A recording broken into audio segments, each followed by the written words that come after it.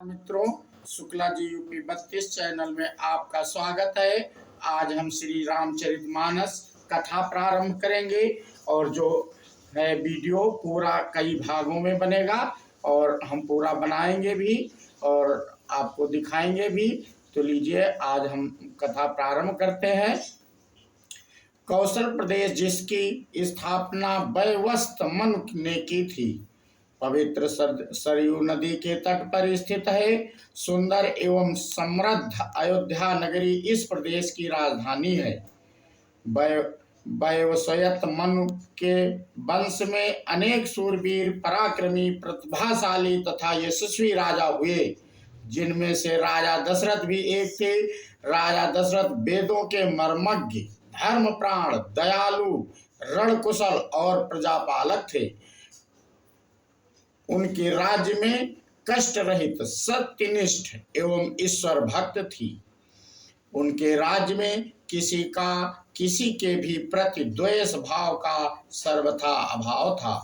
एक दिन दर्पण में अपने कृष्ण वर्ण केशों के मध्य एक श्वेत रंग के केश को देखकर महाराज दशरथ विचार करने लगे कि अब मेरे यौवन के दिनों का अंत निकट है और अब तक मैं निसंतान हूँ। मेरा वंश आगे कैसे बढ़ेगा तथा किसी उत्तराधिकारी के अभाव में राज्य का क्या होगा। इस प्रकार विचार करके उन्होंने पुत्र प्राप्ति हेतु पुत्र यष्ट यज्ञ करने का संकल्प किया।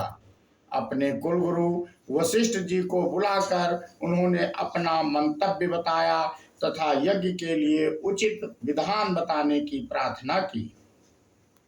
उनके विचारों को उचित तथा युक्त जानकर गुरु वशिष्ठ जी बोले, हे राजन, पुत्र यष्ट यज्ञ करने से अवश्य ही आपकी मनोकामना पूर्ण होगी, ऐसा मेरा विश्वास है।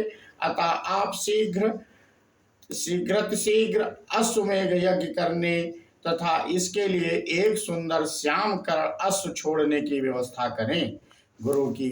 गुरु वशिष्ठ की मंत्रणा के अनुसार शीघ्र ही महाराज दशरथ ने सरयू नदी के उत्तरी तट पर सुसज्जित एवं अत्यंत मनोरम यज्ञशाला का निर्माण करवाया तथा मंत्रियों और सेवकों को सारी व्यवस्था करने की आज्ञा देकर महाराज दशरथ ने रनिवास में जाकर अपनी तीनों रानियों कौशल्या, कैकेयी और सुमित्रा को यह शुभ समाचार सुनाया।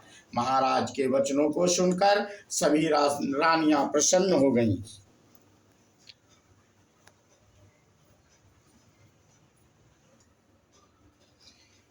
मंत्रीगणों तथा सेवकों ने महाराज की आज्ञा अनुसार श्यामकर्ण घोड़ा चतुरंगिनी सेना के साथ छुड़वा दिया। महाराज दशरथ ने देश देशांतर के मनस्वी, तपस्वी, विद्वान, ऋषि मुनियों तथा वेद विज्ञ प्रकांड पंडितों को यज्ञ संपन्न कराने के लिए बुलावा भेज दिया। निश्चय समय आने पर समस्त अभ्यागतों के साथ महाराज दशरथ ने अपने गुरु वशिष्ठ जी तथा अपने परम मित्र अंग देश के अधिपति लोभपाद के जमाता श्रृंग ऋषि को लेकर यज्ञ मंडप में पधारे। इस प्रकार महान यज्ञ का विधिवत शुभारंभ किया गया। संपूर्ण वातावरण वेदों की ऋचाओं के उच्च स्वर में पाठ में गूंजने तथा समिधा की सुगंध से महकने लगा। समस्त पंडितों, ब्राह्मणों, ऋषियों आदि को यथोचित धन धान्य, गौ आदि भेंट करके सादर विदा करने के साथ यज्ञ की समाप्ति हुई। राजा दशरथ ने यज्ञ के प्रसाद चरा को अपने महल में ले जाकर अपनी तीनों रानियों में वितरित कर दिया। प्रसाद ग्रहण करने के परिणाम स्वरूप परमपिता परमात्मा की कृपा से तीनों रानियों ने गर्भ धारण किया। जब चैत्र मास के शुक्ल पक्ष की नवमी तिथि को पुनर्वासु नक्षत्र में सूर्य, मंगल, शनि, बृहस्पति तथा शुक्र अपने अपने उच्च स्थानों में विराजमान थे, कर्क लग्न का उदय होते ही महाराज दशरथ की बड़ी रानी कौशल्या के गर्भ से एक शिशु का जन्म हुआ, जो कि श्यामवर अत्यंत तेजोमय, परम कांतिवान तथा अद्भुत सौंदर्यशाली तथा शिष्य को देखने वाले ठगे से रह जाते थे। इसके पश्चात शुभ नक्षत्रों और शुभ घड़ी में महारानी कैकेयी के एक तथा तीसरी रानी सुमित्रा के 2 तेजस्वी पुत्रों का जन्म हुआ। संपूर्ण राज्य में आनंद मनाया जाने लगा। महाराज के 4 पुत्रों के जन्म के उल्लास में गंधर्व गान करने लगे और अप्सराएं नृत्य करने लगी। देवता अपने विमानों में बैठकर पुष्प वर्षा करने लगे। महाराज ने उन्मुक्त हस्त से राजद्वार पर आए हुए भाट चरण तथा आशीर्वाद देने वाले ब्राह्मणों और याचकों को दान दक्षिणा दी। पुरस्कार में प्रजाजनों को धन धान्य तथा दरबारियों को रत्नाभूषण तथा उपाधियों प्रदान किया गया। 4 पुत्रों का नामकरण संस्कार महर्षि वशिष्ठ के द्वारा कराया गया तथा उनके नाम रामचंद्र, भरत, लक्ष्मण और शत्रुघ्न रखे गए। आयु बढ़ने के साथ ही साथ रामचंद्र गुणों में भी अपने भाइयों से आगे बढ़ने तथा प्रजा में अत्यंत लोकप्रिय होने लगे। उनमें अत्यंत विलक्षण प्रतिभा थी, जिसके परिणाम स्वरूप अल्पकाल में ही वे समस्त विषयों में पारंगत हो गए। उन्होंने सभी प्रकार के अस्त्र शस्त्रों को चलाने तथा हाथी, घोड़े एवं सभी प्रकार के वाहनों की सवारी में उन्हें असाधारण निपुणता प्राप्त हो गई। वे निरंतर माता पिता और गुरुजनों की सेवा में लगे रहते थे। उनका अनुसरण शेष 3 भाई भी करते थे। गुरुजनों के प्रति जितनी श्रद्धा भक्ति इन 4 भाइयों में थी, उतना ही उनमें परस्पर प्रेम और सौहार्द भी था। महाराज दशरथ का हृदय अपने 4 पुत्रों को देखकर गर्व और आनंद से भर उठता था। अयोध्यापति महाराज दशरथ के दरबार में यथोचित आसन पर गुरु वशिष्ठ, मंत्रीगण और दरबारीगण बैठे थे। अयोध्या नरेश ने गुरु वशिष्ठ से कहा, हे गुरुदेव, जीवन तो क्षणभंगुर है और मैं वृद्धावस्था की ओर अग्रसर होते जा रहा हूँ। राम, भरत, लक्ष्मण और शत्रुघ्न 4 ही राजकुमार अब वयस्क भी हो चुके हैं। मेरी इच्छा है कि इस शरीर को त्यागने के पहले राजकुमारों का विवाह देख लूं। अतः आपसे निवेदन है कि इन राजकुमारों के योग्य कन्याओं की खोज करवाएं। महाराज दशरथ की बात पूरी होते ही द्वारपाल ने ऋषि विश्वामित्र के आगमन की सूचना दी। स्वयं राजा दशरथ ने द्वार तक जाकर विश्वामित्र की अभ्यर्थना की और आदर पूर्वक उन्हें दरबार के अंदर ले आए तथा गुरु वशिष्ठ के पास ही आसन देकर उनका यथोचित सत्कार किया। कुशल क्षेम पूछने के पश्चात राजा दशरथ ने विनम्र वाणी में ऋषि विश्वामित्र से कहा, हे मुनि श्रेष्ठ, आपके दर्शन से मैं कृतार्थ हुआ तथा आपके चरणों की पवित्र धूल से यह राज दरबार और संपूर्ण अयोध्यापुरी धन्य हो गई। अब कृपा करके आप अपने आने का प्रयोजन बताइए। किसी भी प्रकार की आपकी सेवा करके मैं स्वयं को अत्यंत भाग्यशाली समझूंगा। राजा के विनयपूर्ण वचनों को सुनकर मुनि विश्वामित्र बोले, हे राजन, आपने अपने कुल की मर्यादा के अनुरूप ही वचन कहे हैं। इक्ष्वाकु वंश के राजाओं की श्रद्धा भक्ति गौ ब्राह्मण और ऋषि मुनियों के प्रति सदैव ही रही है। मैं आपके पास एक विशेष प्रयोजन से आया हूँ। समझिए कि कुछ मांगने के लिए आया हूँ। यदि आप मुझे वांछित वस्तु देने का वचन दें तो मैं अपनी मांग आपके सामने प्रस्तुत करूँ। आपके वचन न देने की दिशा में मैं बिना कुछ मांगे ही वापस लौट जाऊंगा। महाराज दशरथ ने कहा, हे ब्रह्म ऋषि, आप निसंकोच अपनी मांग रखें। संपूर्ण विश्व जनता की रघुकुल के राजाओं का वचन ही उनकी प्रतिज्ञा होती है।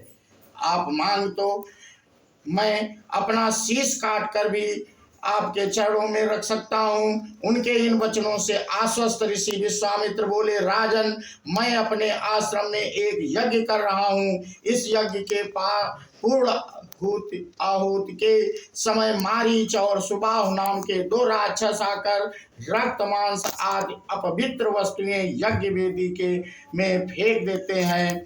इस प्रकार यज्ञ पूर्ण नहीं हो पाता। ऐसा वे अनेक बार कर चुके हैं। मैं उन्हें अपने तेज को से श्राप देकर नष्ट भी नहीं कर सकता, क्योंकि यज्ञ करते समय क्रोध करना वर्जित है।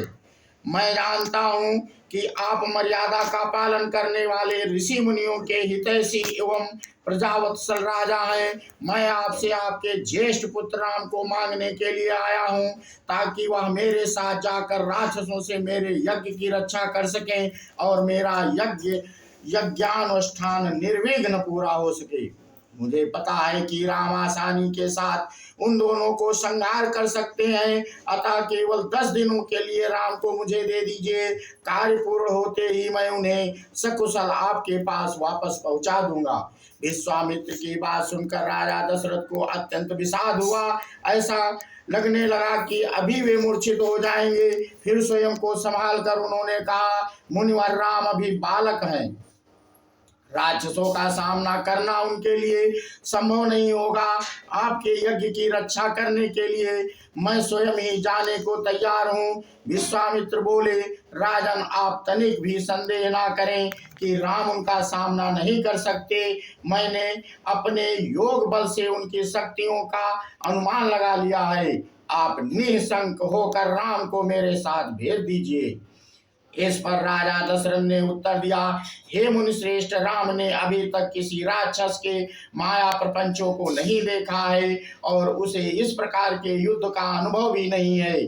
जब से उसने जन्म लिया है, मैंने उसे अपनी आंखों के सामने से कभी ओझल भी होने नहीं दिया है। उसके वियोग से मेरे प्राण निकल जाएंगे। आपसे विनय है कि कृपा करके मुझे ससैन्य चलने की आज्ञा दें। पुत्र मोह से ग्रसित होकर राजा दशरथ को अपनी प्रतिज्ञा से विचलित होते देख ऋषि विश्वामित्र आवेश में आ गए। उन्होंने कहा, राजन, मैं नहीं जानता था कि रघुकुल में अब प्रतिज्ञा पालन करने की परंपरा समाप्त हो गई है। यदि जानता होता तो मैं कदापि नहीं आता। लो, मैं अब चला जाता हूँ। बात समाप्त होते ही उनका मुख क्रोध से लाल हो गया। विश्वामित्र को इस प्रकार क्रुद्ध होते देख कर दरबारी एवं मंत्रीगण भयभीत हो गए और किसी प्रकार के अनिष्ट की कल्पना से वे कांप उठे। गुरु वशिष्ठ ने राजा को समझाया, हे राजन पुत्र के मुंह में ग्रसित होकर रघुकुल की मर्यादा, प्रतिज्ञा पालन और सत्य निष्ठा को कलंकित मत कीजिए। मैं आपको परामर्श देता हूं कि आप राम के बालक होने की बात को भूल कर एवं निःशंक होकर राम को मुनिराज के साथ भेज दीजिए। महामुनि अत्यंत विद्वान है, नीति निपुण है और अस्त्र शस्त्र के ज्ञाता है। मुनिवर के साथ जाने से राम का किसी प्रकार से कोई भी अहित नहीं हो सकता। उल्टे वे इनके साथ रहकर शस्त्र और शास्त्र विद्याओं में अत्यधिक निपुण हो जाएंगे तथा उनका कल्याण ही होगा। गुरु वशिष्ठ के वचनों से आश्वस्त होकर राजा दशरथ ने राम को बुला भेजा। राम के साथ साथ लक्ष्मण भी वहां चले आए। दशरथ ने राम को ऋषि विश्वामित्र के साथ जाने की आज्ञा दी। पिता की आज्ञा सिरोधार्य करके राम के मुनिवर के साथ जाने के लिए तैयार हो जाने पर लक्ष्मण ने भी ऋषि विश्वामित्र के साथ चलने के लिए प्रार्थना की और अपने पिता से भी राम के साथ जाने के लिए अनुमति मांगी। अनुमति मिल जाने पर राम और लक्ष्मण सभी गुरुजनों से आशीर्वाद लेकर ऋषि विश्वामित्र के साथ चल पड़े। समस्त अयोध्या वासियों ने देख कि मंद धीर गति से जाते हुए मुनि श्रेष्ठ विश्वामित्र के पीछे कंधों पर धनुष और तरकस में बाण रखे दोनों भाई राम और लक्ष्मण ऐसे लग रहे थे मानो ब्रह्मा जी के पीछे दोनों अश्वनी कुमार चले जा रहे हों। अद्भुत कांति से युक्त दोनों भाई गोह की त्वचा से बने दस्ताने पहने हुए थे। हाथों में धनुष और कट में तीक्ष्ण धार वाली कृपाणें शोभायमान हो रही थी। ऐसा प्रतीत हो रहा था मानो स्वयं शौर्य शरीर धारण करके चले जा रहे हों। लता बिटपों के मध्य से होते हुए 6 कोस लंबा मार्ग पार करके वे पवित्र सरयू नदी के किनारे तट पर पहुंचे। मुनि विश्वामित्र ने स्नेह युक्त मधुर वाणी से कहा, हे वत्स, अब तुम लोग सरयू के पवित्र जल में आचमन स्नान आदि करके अपनी थकान दूर कर लो। फिर मैं तुम्हें प्रशिक्षण दूंगा। सर्वप्रथम मैं तुम्हें बला और अति बला नामक विद्याएं सिखाऊंगा। इन विद्याओं के विषय में राम के द्वारा जिज्ञासा प्रकट करने पर ऋषि विश्वामित्र ने बताया, ये दोनों ही विद्याएं असाधारण हैं। इन विद्याओं में पारंगत व्यक्तियों की गिनती संसार के श्रेष्ठ पुरुषों में होती है। विद्वानों ने इन्हें समस्त विद्याओं की जननी बताया है। इन विद्याओं को प्राप्त करके तुम भूख और प्यास पर विजय पाल जाओगे। इन तेजोमय विद्याओं की सृष्टि स्वयं ब्रह्मा जी ने की है। इन विद्याओं को पाने का अधिकार समझकर मैं तुम्हें इन्हें प्रदान कर रहा हूँ। राम और लक्ष्मण के स्नानादि से निवृत्त होकर होने के पश्चात विश्वामित्र जी ने उन्हें इन विद्याओं की दीक्षा दी। इन विद्याओं के प्राप्त हो जाने पर उनके मुखमंडल पर अद्भुत कांति आ गई। तीनों ने सरयू तट पर ही विश्राम किया। गुरु की सेवा करने के पश्चात दोनों भाई तृण शैयाओं पर सो गए। दूसरे दिन ब्रह्म मुहूर्त में निद्रा त्याग कर मुनि विश्वामित्र तृण शैयाओं पर विश्राम करते हुए राम और लक्ष्मण के पास जाकर बोले, हे राम और लक्ष्मण, जागो, रात समाप्त हो गई है। कुछ ही काल में प्राची में भगवान भुवन भास्कर उदित होने वाले हैं। जिस प्रकार वे अंधकार का नाश कर समस्त दिशाओं में प्रकाश फैलाते हैं, उसी प्रकार तुम्हें भी अपने पराक्रम से राक्षसों का विनाश करना है। नित्य कर्म से निवृत्त हो, संध्या उपासना करो, अग्निहोत्रादि से देवताओं को प्रसन्न करो, आलस्य को त्यागो और शीघ्र उठ जाओ, क्योंकि अब सोने का समय नहीं है। गुरु की आज्ञा प्राप्त होते ही दोनों भाइयों ने शैया त्याग दिया और नित्य कर्म एवं स्नान ध्यान आदि से निवृत्त होकर मुनिवर के साथ गंगा तट की ओर चल दिए। वे गंगा और सरयू के संगम, जहाँ पर ऋषि मुनियों तथा तपस्वियों ने के शांत व सुंदर आश्रम बने हुए थे, वहां पर पहुंचे। एक अत्यधिक सुंदर आश्रम को देखकर रामचंद्र ने गुरु विश्वामित्र से पूछा, हे गुरुवर, यह परम रमणीक आश्रम किन महर्षि का निवास स्थान है? राम के प्रश्न के उत्तर में ऋषि विश्वामित्र ने बताया, हे राम, यह एक विशेष आश्रम है। पूर्व काल में कैलाशपति महादेव ने यहाँ घोर तपस्या की थी। संपूर्ण विश्व की तपस्या को देखकर विचलित हो उठा था। उनकी तपस्या से देवराज इंद्र भयभीत हो गए और उन्होंने शंकर जी के तप को भंग करने का निश्चय किया। इस कार्य के लिए उन्होंने कामदेव को नियुक्त कर दिया। भगवान शिव पर कामदेव ने एक के बाद एक कई बाण छोड़े, जिससे उनकी तपस्या में बाधा पड़ी। क्रुद्ध होकर महादेव ने अपना तीसरा नेत्र खोल दिया। उस तीसरे नेत्र की तेजोमयी ज्वाला से जलकर कामदेव भस्म हो गए। देवता होने के कारण कामदेव की मृत्यु नहीं हुई, केवल शरीर ही नष्ट हुआ। इस प्रकार अंग नष्ट हो जाने के कारण उसका नाम अनंग हो गया और इस स्थान का नाम अंग देश पड़ गया। यह भगवान शिव का आश्रम है, किंतु भगवान शिव के द्वारा यहाँ पर कामदेव को भस्म कर देने के कारण इसे कामदेव का आश्रम भी कहते हैं। गुरु विश्वामित्र की आदेशानुसार सभी ने वही रात विश्राम करने का निश्चय किया। राम और लक्ष्मण दोनों भाइयों ने वन से कंदमूल फल लाकर मुनिवर को समर्पित किए और गुरु के साथ दोनों भाइयों ने प्रसाद ग्रहण किया।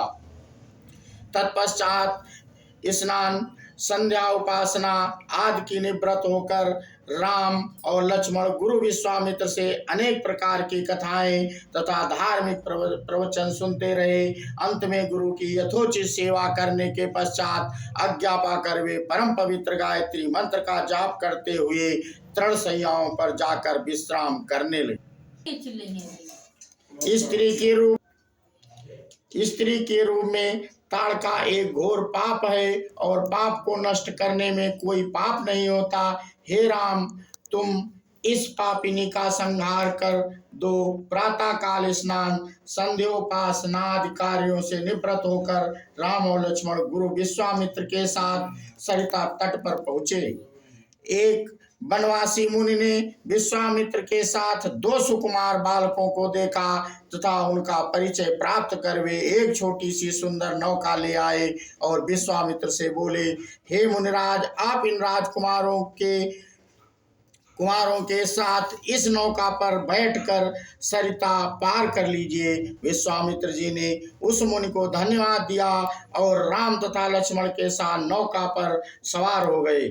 इस प्रकार वे सागर से मिलन की आतुरता में कल कल नाद के साथ दौड़ती जा रही उस नदी को पार कर गए। नदी के उस पार एक भयानक वन था। उस वन को देखकर राम बोले, गुरुदेव, यह वन तो बड़ा भयंकर है। सभी ओर से सिंह, व्याघ्र आदि हिंसक पशुओं के दहाड़ने और हाथियों के चिंघाड़ने की ध्वनियां आ रही थी है। जंगली सुअर, भालू, वन भैंसे आदि वन्य प्राणी भ्रमण करते दृष्टिगत हो रहे हैं।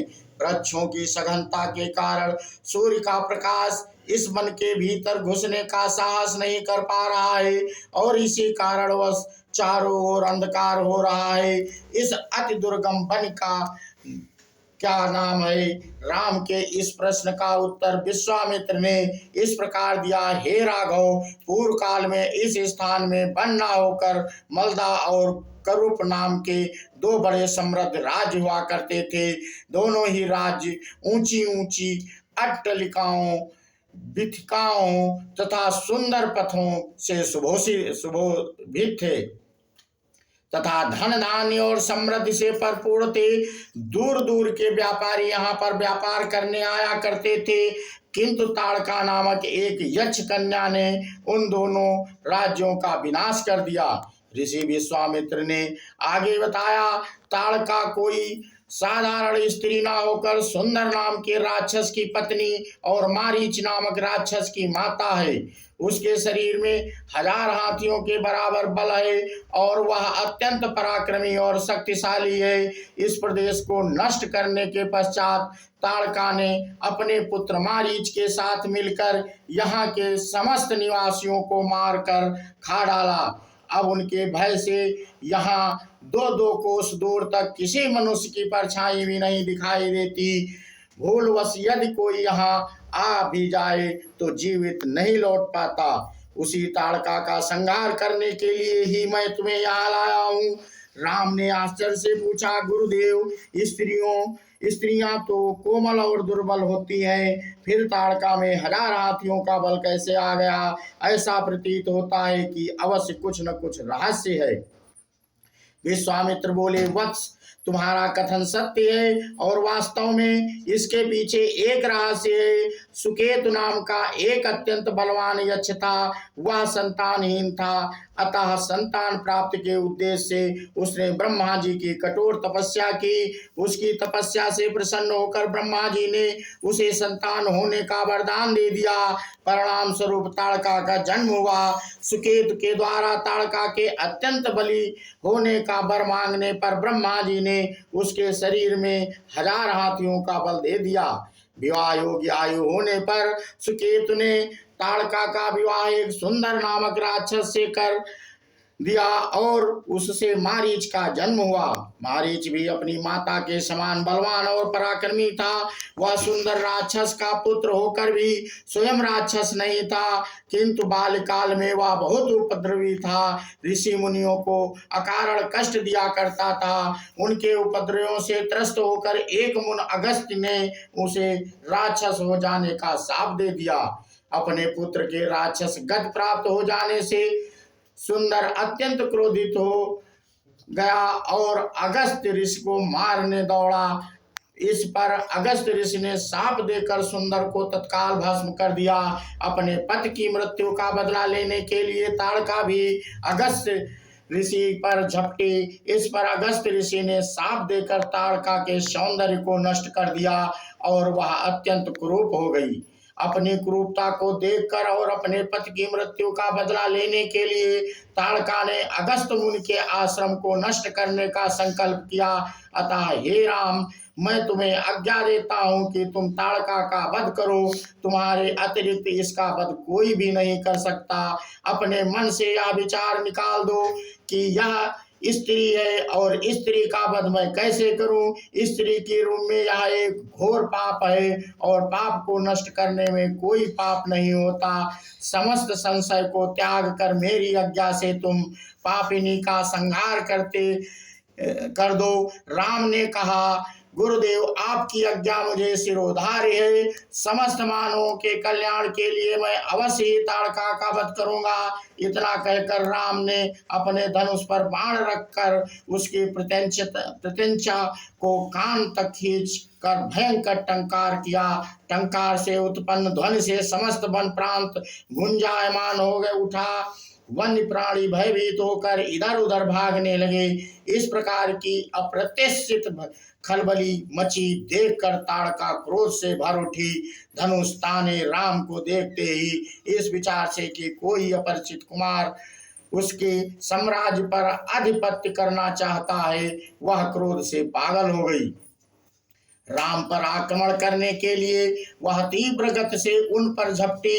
ताड़का को अपनी ओर आते देख कर राम ने लक्ष्मण से कहा, सौमित्र ताड़ के वृक्ष जैसी विशाल और विकराल मुख वाली इस राक्षसी का शरीर कितना कुरूप है।